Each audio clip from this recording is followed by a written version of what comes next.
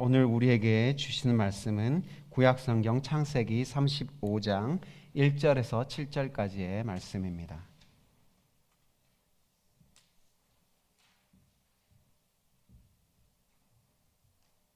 이제 구약성경 창세기 35장 1절에서 7절까지의 말씀을 봉독합니다. 하나님의 말씀에 경청하십시오. 하나님이 야곱에게 말씀하셨다. 어서 베델로 올라가 거기에서 살아라. 내가 너의 형 에서 앞에서 피해 도망칠 때에 너에게 나타난 그 하나님께 제단을 쌓아서 바쳐라. 야곱은 자기의 가족과 자기가 거느리고 있는 모든 사람에게 명령하였다. 너희가 가지고 있는 이방 신상들을 다 버려라. 몸을 깨끗이 씻고 옷을 갈아입어라. 이제 우리는 이곳을 떠나서 베델로 올라간다. 거기에다 나는 내가 고생할 때에 나의 간구를 들어주시고 내가 가는 길 어디에서나 나와 함께 다니면서 보살펴 주신 그 하나님께 제단을 쌓아서 바치고자 한다. 그들은 자기들이 가지고 있는 모든 이방 신상과 귀에 걸고 있는 귀걸이를 야곱에게 가져왔다. 야곱은 그것들을 세겜 근처 상수리 나무 밑에 묻었다. 그런 다음에 그들은 길을 떠났다. 하나님이 사방에 있는 모든 성읍 사람들을 두려워 떨게 하셨으므로 아무도 야곱의 아들들을 추격하지 못하였다. 야곱과 그가 거느린 모든 사람이 가나안 땅 루스 곧 베델에 이르렀다. 야곱이 거기에서 제단을 쌓은 뒤에 그가 형을 피해서 떠날 때에 베델에서 하나님이 나타나신 것을 생각하고 그곳 이름을 엘 베델이라고 하였다. 이것은 우리 주님의 말씀입니다. 아멘. 좋으신 우리 주님의 은총과 평강이 교우 여러분과 함께하길 빕니다. 여러분, 우리 서로에게 평화의 인사를 나눕시다.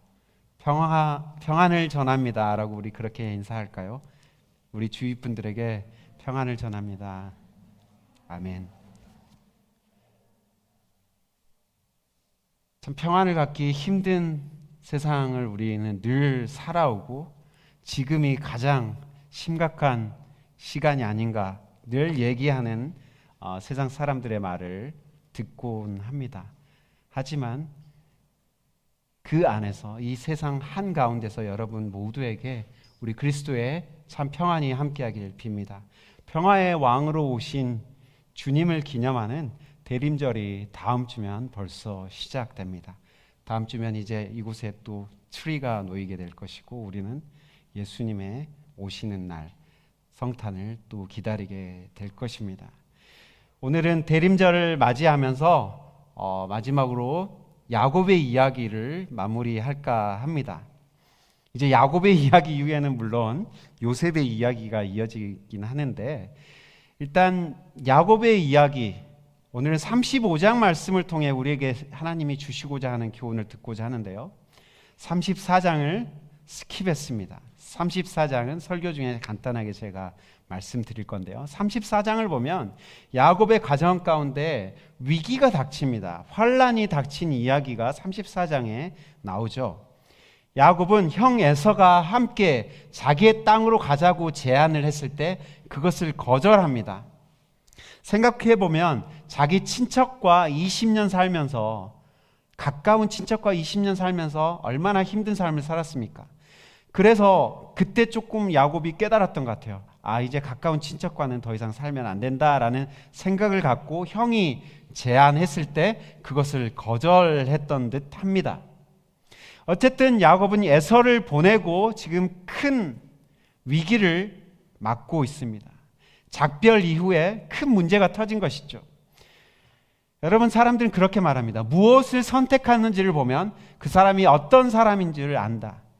그러니까 선택하는 것, 그것을 보면 우리가 그 사람이 어떤 것을 추구하는 사람인지를 알 수 있다는 거죠.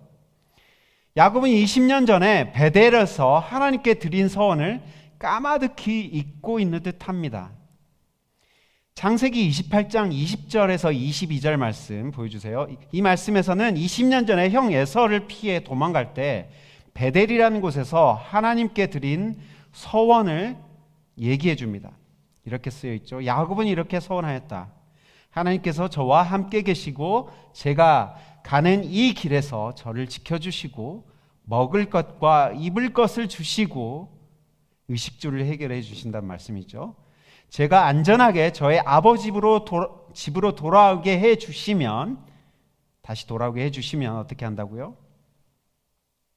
주님이 저의 하나님이 되실 것이며 제가 기둥으로 세운 이 돌이 하나님의 집이 될 것이며 하나님께서 저에게 주신 모든 것에서 열의 하나를 하나님께 드리겠습니다.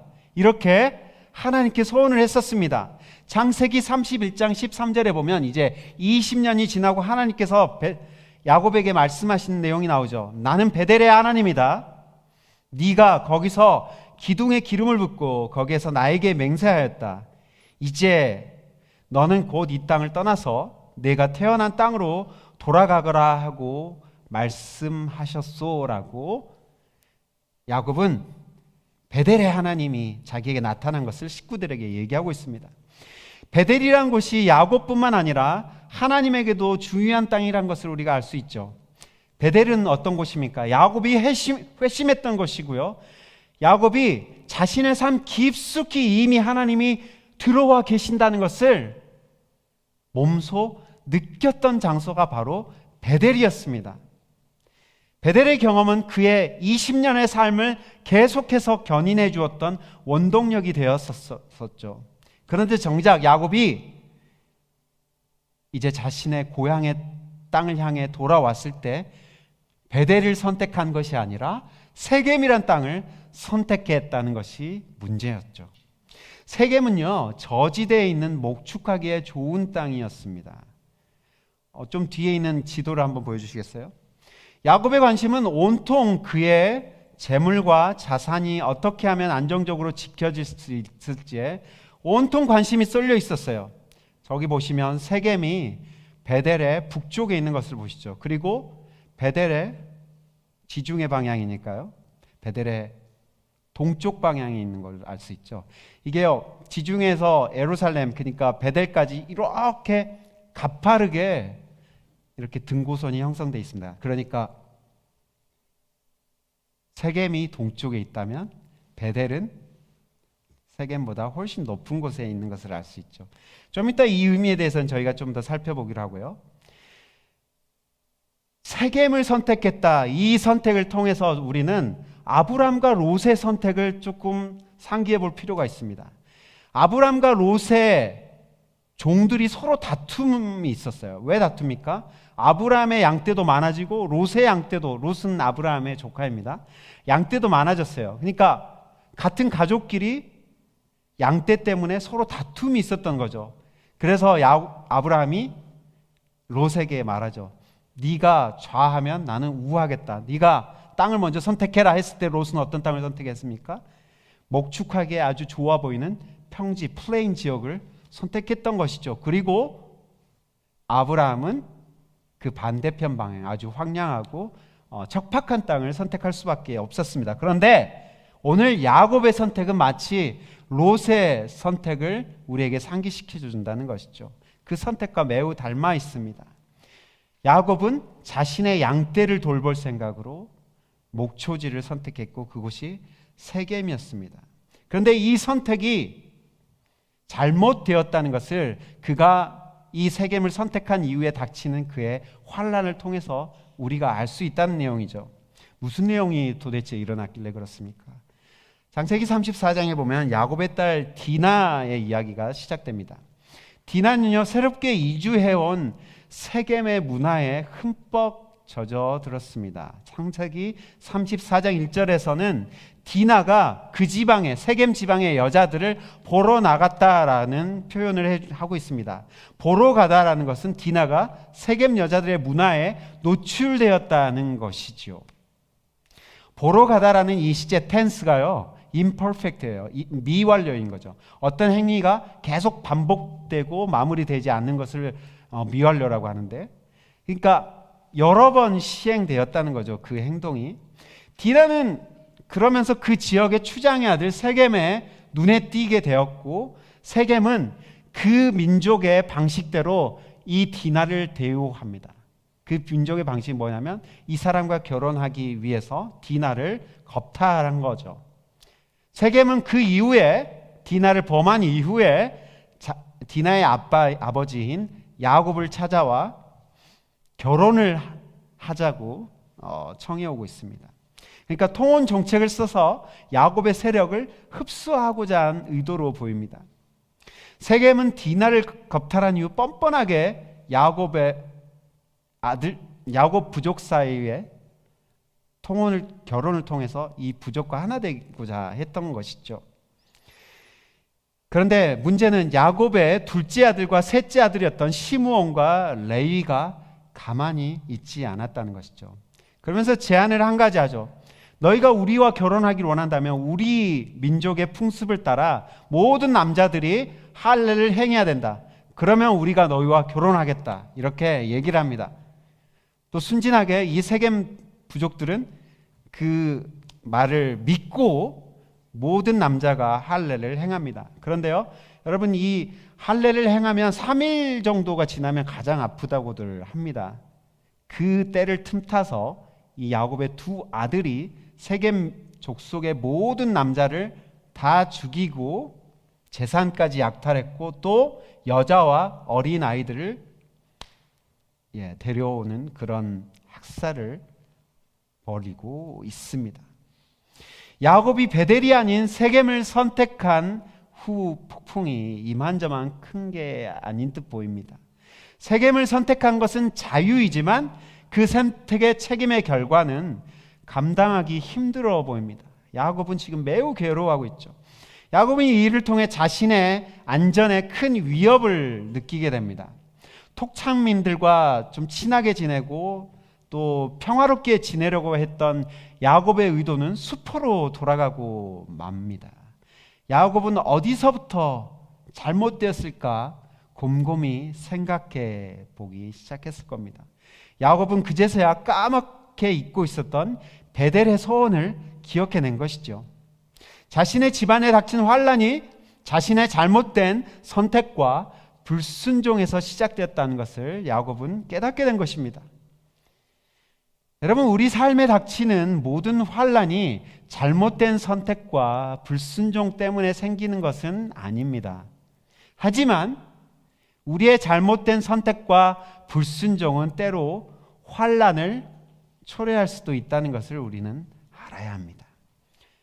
그러니까 환란은 하나님께 바쳐야 할 우리의 순전한 충성이 그릇된 대상에게 쏠려갈 때 우리의 영혼을 난타하는 하나님의 각성의 타종이라고 할 수 있는 것이죠. 우리는 너무나 무지하고 무뎌서 환란이 임하기 전까지 그것을 깨닫지 못할 때가 많습니다. 환란이 오고 나서야 내가 잘못된 길로 가고 있구나 라는 것을 깨달을 때가 많다는 것이죠. 그러고 보면 우리의 선택의 순간에 우리는 더욱더 민감하고 예민해질 필요가 있다는 것을 알 수 있습니다.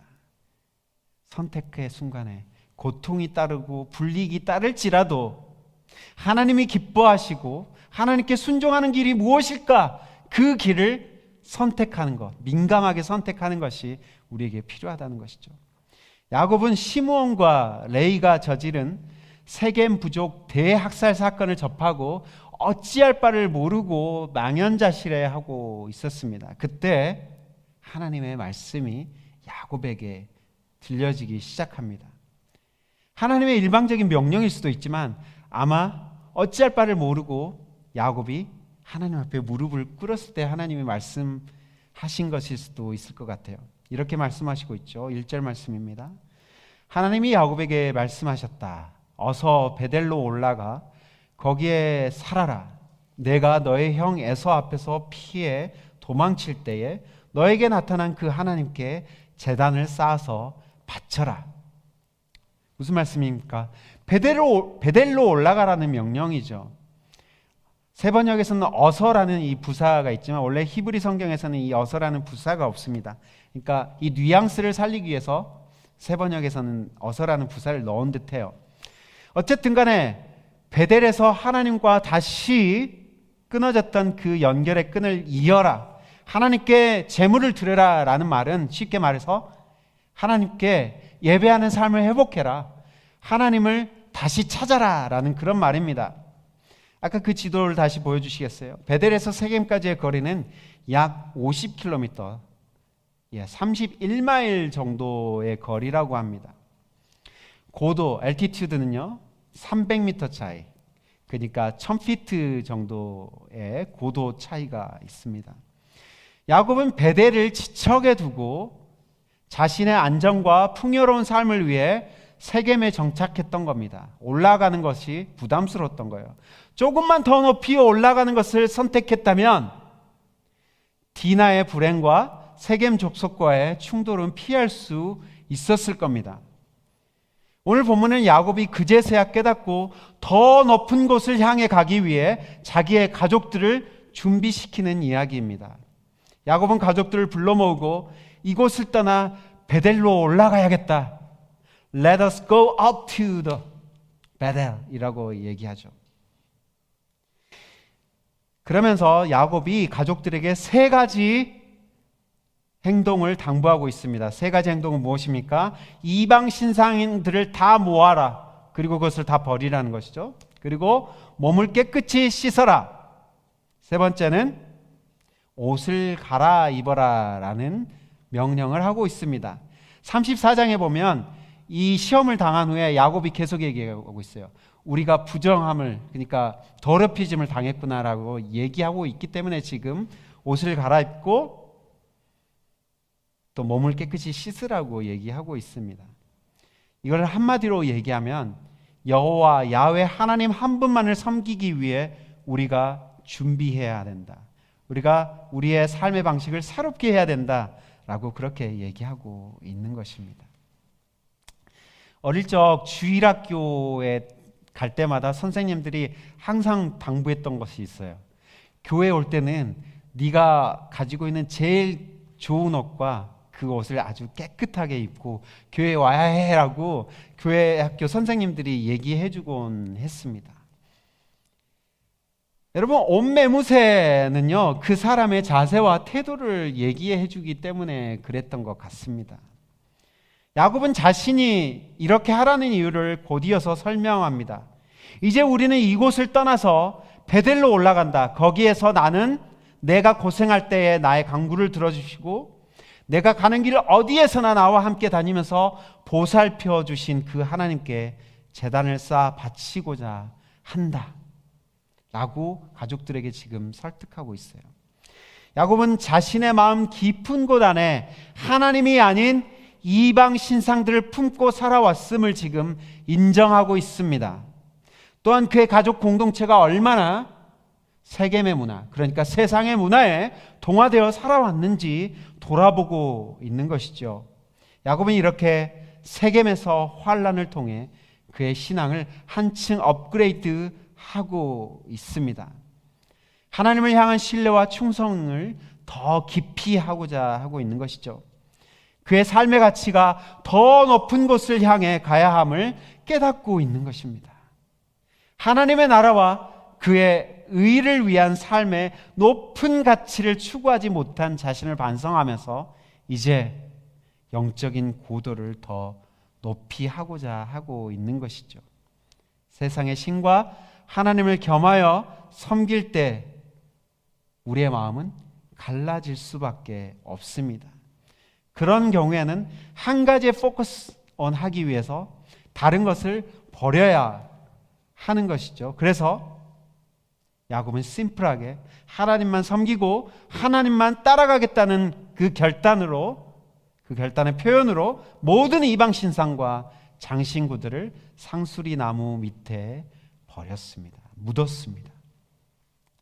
야곱이 그의 가족들에게 베델로 올라가고자 한 것은요, 영적인 고도를 높여 살자라는 제안으로 해석할 수 있을 것 같아요.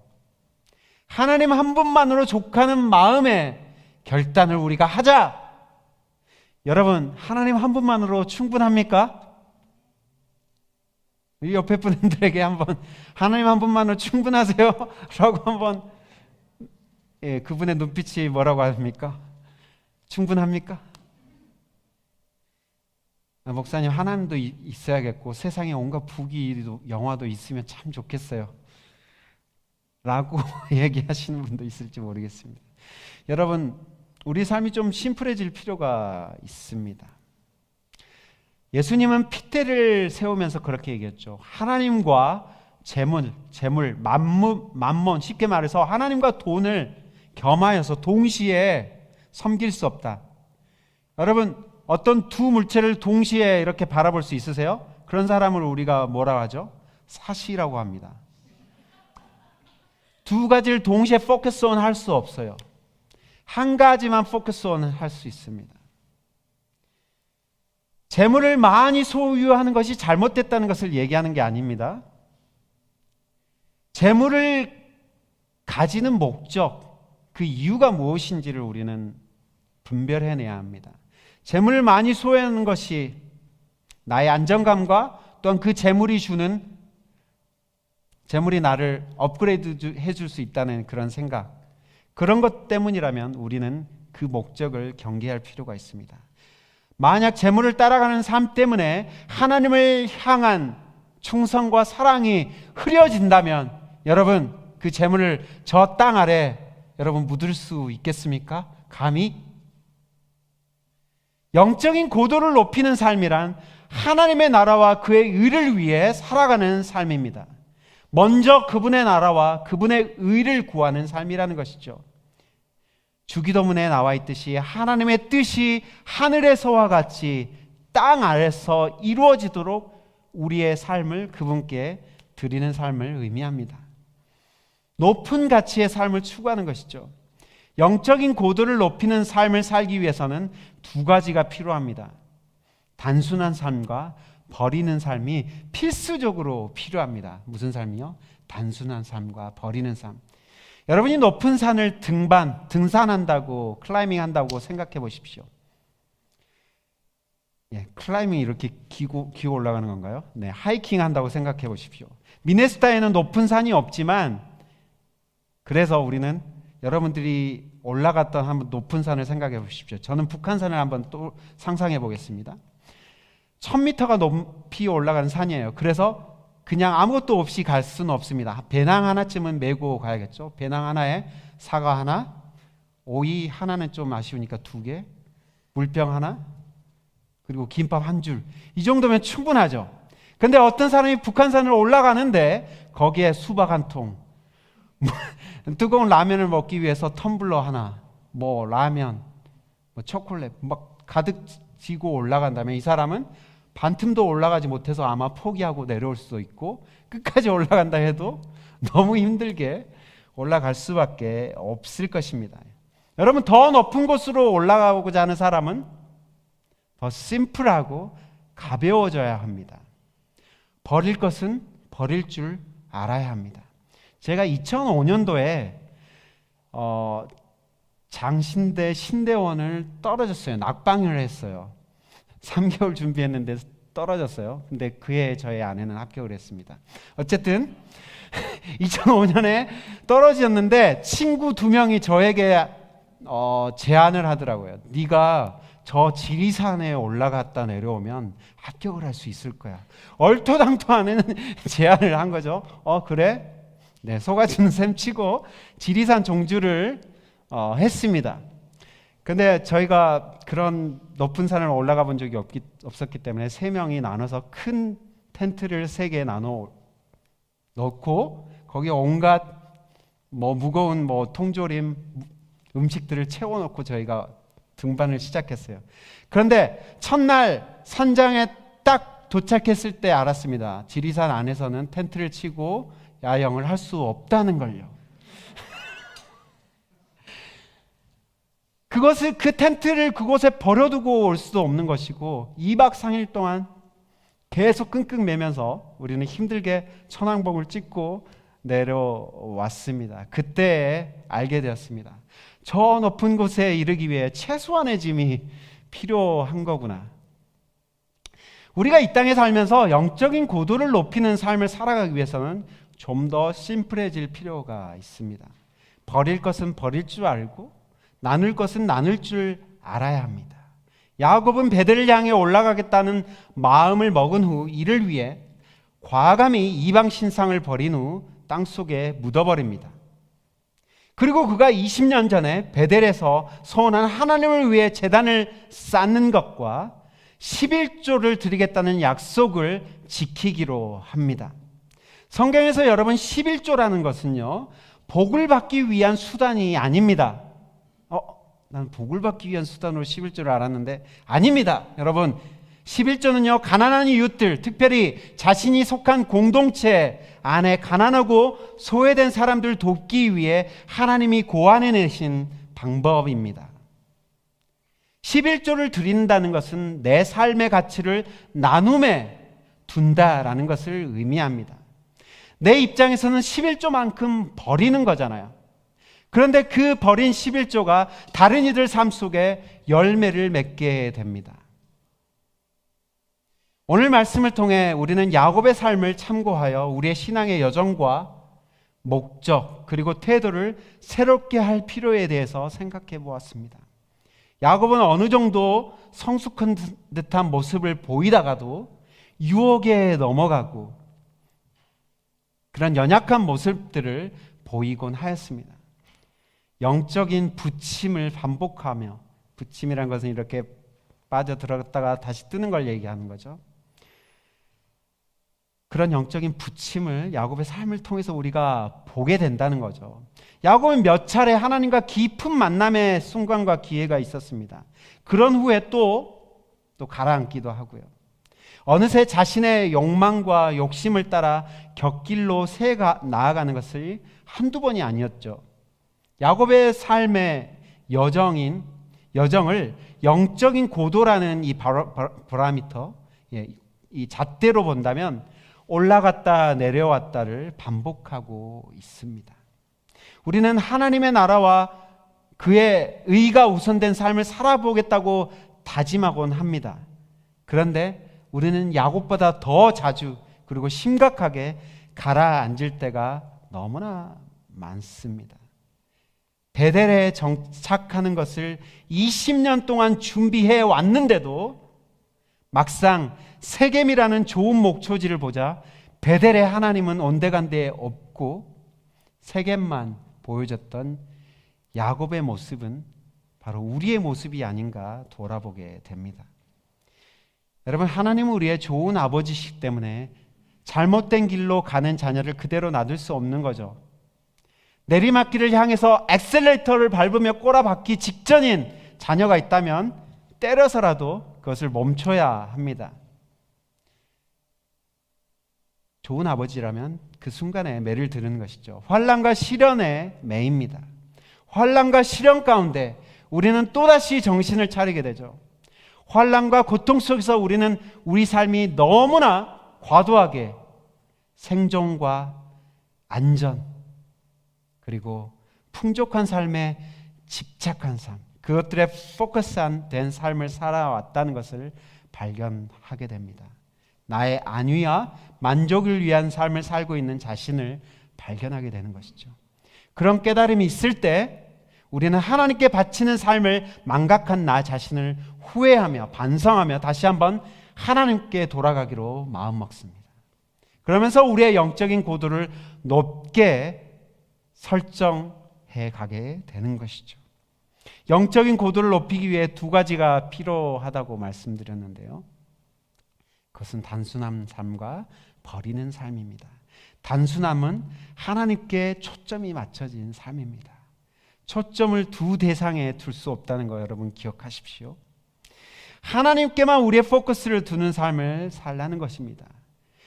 여러분, 그리고 버리는 삶은 이 단순한 삶을 위한 조건입니다. 필요 이상의 욕망을 버리는 것입니다. 그것을 다른 말로 하자면 자족하며 감사하는 삶이라고 할 수도 있습니다. 높은 것을 등반하기에 모든 것을 다 담아서 올라갈 수 없듯이 내 삶을 높은 가치에 설정해 두었다면, 높은 것을 향해 지향해 나아가는 삶을 살길 원한다면 우리는 버려야 하고 나누어야 하고 감사하는 삶을 살아야 되는 것입니다. 우리는 지난주에 사경의 말씀을 통해 많은 도전을 받았습니다. 저 개인적으로는 강력한 도전을 받았습니다. 어떤 도전입니까? 서로 사랑하라는 단순하면서도 아주 레디컬한 명령, 그것에 대한 도전을 우리는 받았습니다. 저는 그 말씀이 가장 무겁게 마음을 치더라고요. 사랑하지 않고도 줄 수 있습니다. 하지만 주지 않고 사랑할 수 없습니다. 무슨 말입니까? 사랑한다면 나누는 것이죠. 사랑한다면 나의 것을 함께 쉐어하는 것입니다. 우리가 귀하게 여기는 것들을 서로 나누는 사랑이 참 사랑임을 1세기 예루살렘 교회는 우리에게 증명해 주었습니다. 제 어린 시절 이런 노래가 교회에서 있었어요. 사랑은 참으로 버리는 것, 더 가지지 않는 것, 이상하다 동전 한 입, 움켜잡으면 없어지고 쓰고 빌려주면 풍성해져 땅 위에 가득하네. 여러분 이 노래 혹시 들어보신 적 있습니까? 이 노래는 사랑의 본질을 나누고 버리는 것이라고 표현하고 있죠. 하나님은 우리에게 풍성한 삶을 주셨다면 그것은 더 나누라고 주신 것입니다. 여러분, 영적인 고도를 높이는 삶은 단순하게 사는 삶이고 필요 이상의 것을 욕망하지 않고 함께 나누는 삶입니다.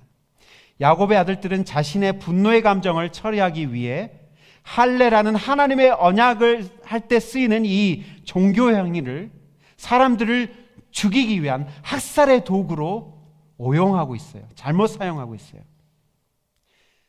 자신의 만족을 위해 하나님을 이용하고 있는 아주 잘못된 예라고 할 수 있습니다. 여러분, 왜 교회를 다니십니까? 왜 교회에 나오셨습니까? 교회에서 이루어지는 예배와 소그룹의 목적은 여러분에게 무엇입니까? 하나님 한 분께 영광을 돌리는 것이 여러분의 교회 생활과 예배 생활의 목적입니까? 아니면 다른 목적도 교묘하게 들어와 있는 것입니까? 여러분, 어떤 사람은 종교의 행위를 통해 자신의 감정의 만족을 누리고자 하는 사람이 있습니다. 감정의 만족이 종교 행위의 목적이에요. 그리고 어떤 사람은 자신의 감정을 처리하는 분출구로 교회 생활 그리고 교회 친교를 이용할 때가 있습니다. 여러분, 우리의 삶의 목적이 더 단순하고 날카로워졌으면 좋겠습니다. 우리의 삶이 목적이 저 하늘의 것을 사모하고 예수께서 보여주신 하나님 사랑과 이웃 사랑이라는 높은 가치를 따라가는 것이 되기를 소망합니다. 야곱처럼 넘어지고 또 다시 일어서고 넘어지고 일어서기를 다시 반복할지라도 하나님의 나라와 의를 선택하는 우리의 삶이 되기를 축복합니다. 같이 기도하겠습니다. 살아계신 아버지 하나님, 영적인 고도를 높이고 높은 가치의 삶을 따라가기 위해 우리의 삶이 더 심플해지고 우리의 삶이 더 주님께 포커스 맞춰지고 또 우리의 삶이 더 나누고 베푸는 삶이 되기를 소망합니다. 예수 그리스도의 이름으로 기도합니다. 아멘.